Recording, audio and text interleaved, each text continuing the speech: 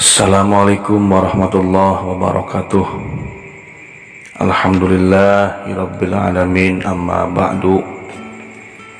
Teman-teman semua, kawan-kawan semua dimanapun Anda berada, kembali lagi bersama saya Mafhum TV, channel yang menerangkan tentang masalah seputar karomah-karomah para wali Allah, maunah-maunah para ulama Allah, dengan satu tujuan, mudah-mudahan wasilah kita menceritakan karomah para wali, kita mendapatkan barokah, maunah karomah dari beliau orang-orang soleh. Amin ya Allah ya Rabbal alamin.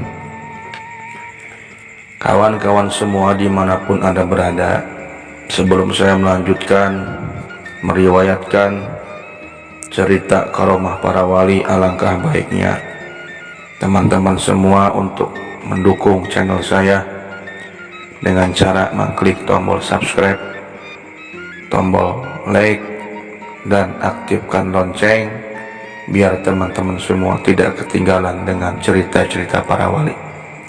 Adapun apabila pengen diantara kawan-kawan semua ingin bertanya, silahkan di komen di bawah ya. Baiklah kawan-kawan semua, dimanapun Anda berada, dalam kesempatan ini saya ingin menceritakan sebuah karomah yang luar biasa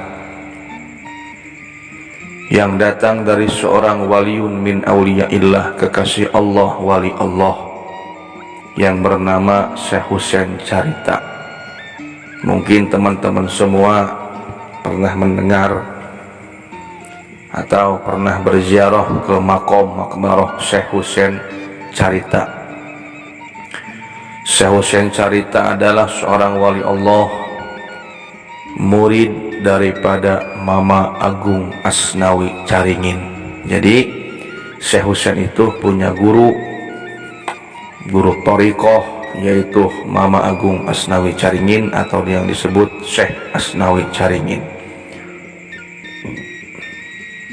Teman-teman semua dimanapun Anda berada, Syekh Husain Carita hidup di kampung Carita. Pada zaman dulu beliau diceritakan bahwa beliau seorang waliun min auliyaillah dengan banyak karomah yang beliau miliki, dan banyak pula murid-murid yang berguru kepada Syekh Husain Carita. Kawan-kawan semua, ada sebuah tanda tanya di kalangan masyarakat setempat bahwa Syekh Husain Carita apabila hari Jumat, di saat umat muslim melaksanakan sholat Jumat di masjid, namun ada kejanggalan terhadap Syekh Husain Carita. Apabila datang hari Jumat, orang-orang pergi ke masjid untuk sholat Jumat, tapi Syekh Husain Carita tidak berangkat ke masjid untuk melaksanakan sholat Jumat, melainkan beliau ketika hari Jumat pasti masuk ke dalam kamar beliau. Ya Allah. Sehingga menyebabkan kisruh, teman-teman semua, menyebabkan kisruh, tanda tanya di antara masyarakat. Banyak pula yang mencaci, banyak pula yang maki-maki, banyak pula yang mitnah, yang ngata-ngatain bahwa seorang wali, katanya seorang ulama, kenapa tidak melaksanakan sholat Jumat di masjid?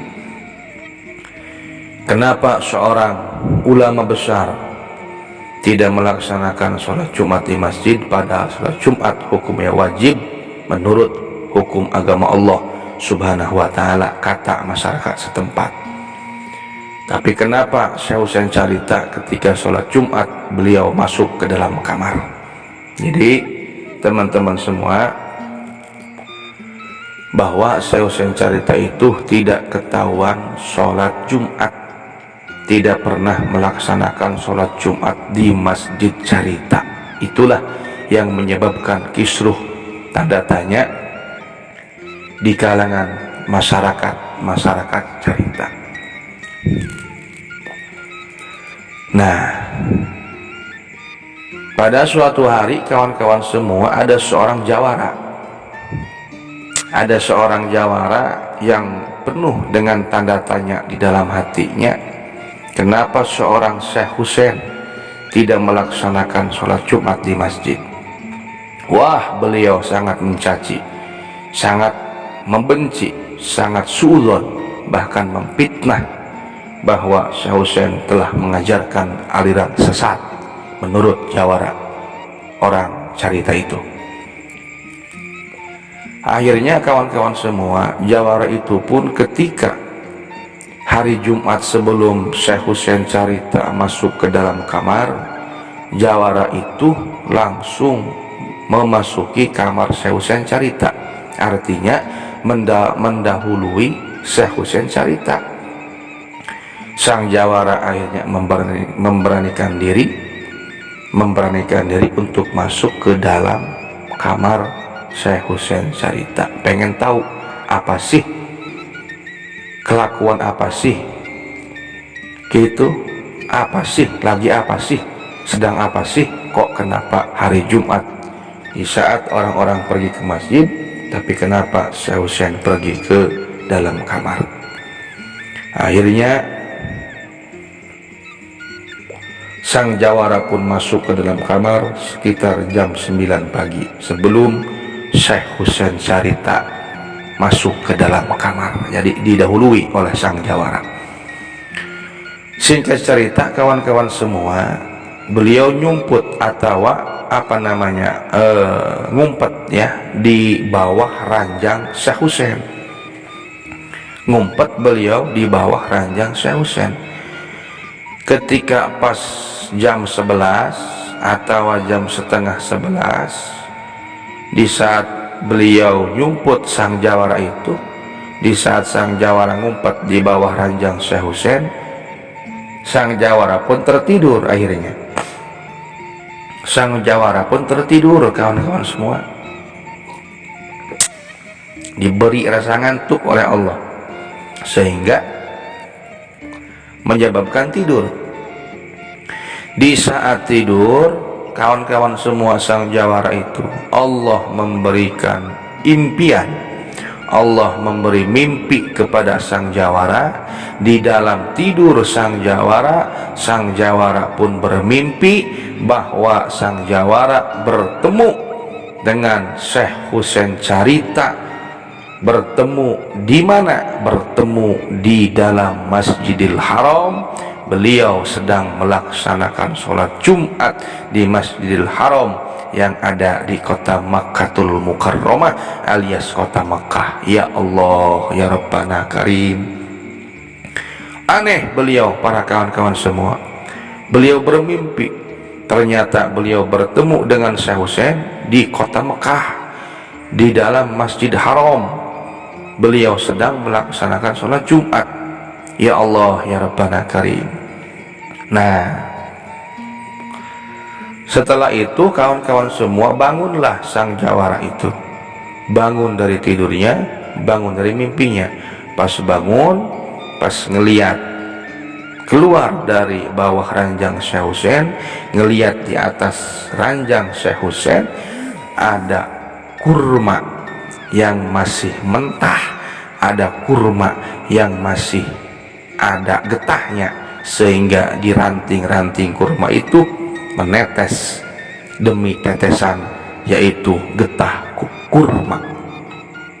Masya Allah. Akhirnya Syekh Husain pun tersenyum melihat sang jawara begitu terkesima, begitu aneh melihat kurma yang ada di atas ranjang Syekh Husain masih mentah dan penuh dengan getah-getah kurma.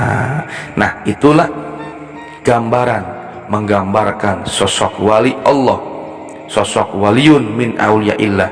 Tidak bisa diukur oleh otak kita yang awam, tidak bisa diterka dengan otak kita yang awam. Akhirnya kata Syekh Husain cerita, Gini ngomongnya, gimana sang jawara? Percaya kalau saya sholat di Masjidil Haram yang ada di kota Makkah. Allahu Akbar, subhanallah, walhamdulillah, wala ilaha illallah, wallahu akbar. Akhirnya sang jawara pun menangis di dalam pangkuan Syekh Husain, meminta maaf kepada Syekh Husain karena sang jawara telah mempunyai rasa suudzon, telah mempunyai rasa buruk sangka, bahkan memfitnah kepada Syekh Husain dikarenakan beliau berkeyakinan tidak melaksanakan sholat Jumat. Namun ternyata Syekh Husain cerita sholatnya bukan di Carita, tapi sholatnya di kota Makkatul Mukarramah. Itulah karomah para wali yang tidak bisa dijangkau oleh otak kita yang awam, karena kita masih di dalam makom syariat, tapi para wali sudah ada di dalam makom hakikat dan makom ma'rifatullah kepada Allah subhanahu wa ta'ala.